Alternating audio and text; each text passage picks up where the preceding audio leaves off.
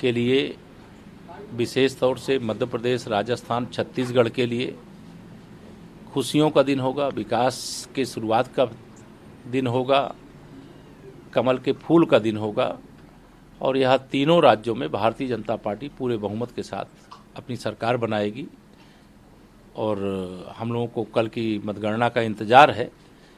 आशा और विश्वास है कि माननीय प्रधानमंत्री श्री नरेंद्र मोदी जी के कुशल नेतृत्व में, हमारे देश के गृह मंत्री माननीय अमित शाह जी की कुशल रणनीति के अंतर्गत, और हमारे वर्तमान राष्ट्रीय अध्यक्ष जेपी नड्डा जी, जिनका आज जन्मदिन है, मैं उनको जन्मदिन की बहुत बहुत शुभकामनाएं देते हुए कि उनके अध्यक्षीय काल में यह तीनों राज्य भारतीय जनता पार्टी की झोली में होंगे, जिसमें मध्य प्रदेश हमारे पास था, हमारे पास रहेगा। राजस्थान और छत्तीसगढ़ हम कांग्रेस से छीनेंगे। तेलंगाना और मिजोरम में भारतीय जनता पार्टी जोरदार प्रदर्शन करेगी।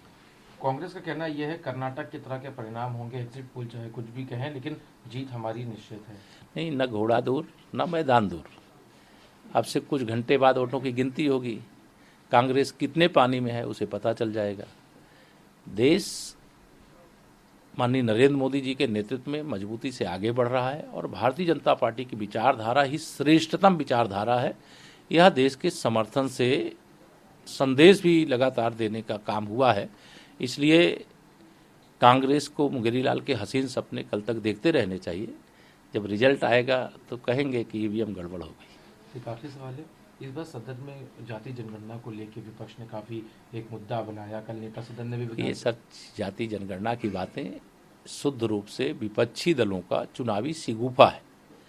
जो समाजवादी पार्टी यह जानती है कि जनगणना यह भारत सरकार का विषय होता है, उसे राज्य में उठाने का कोई औचित्य नहीं है। दूसरा, देश के प्रधानमंत्री माननीय नरेंद्र मोदी जी ने बहुत आदर्श बात कही है कि मेरे लिए देश में 4 जातियां हैं। एक जाति गरीबों की है, वो किसी जाति का है, बिरादरी का है, समुदाय का है, उसमें भेदभाव नहीं। दूसरी युवाओं की है, वो कहाँ किस घर में पैदा हुआ है इसके कारण से नहीं, वो युवा है तो उसके उज्जवल भविष्य के लिए नींव तैयार करना ये सरकार का काम है। तीसरा, उन्होंने महिलाओं के लिए कहा, महिला सशक्तिकरण देश की आधी आबादी है और नारी शक्ति बंधन अधिनियम इसका एक 2023 इसका एक संदेश है। और चौथी बात उन्होंने किसानों की कही है, जो अन्नदाता है। तो यह 4 जातियां ही देश में सच में, इससे अच्छा वाक्य नहीं हो सकता किसी शासक के लिए।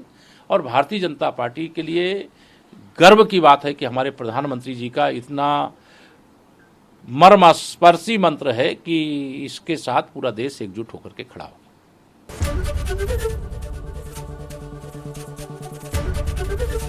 एबीपी गंगा, खबर आपकी, जुबान आपकी।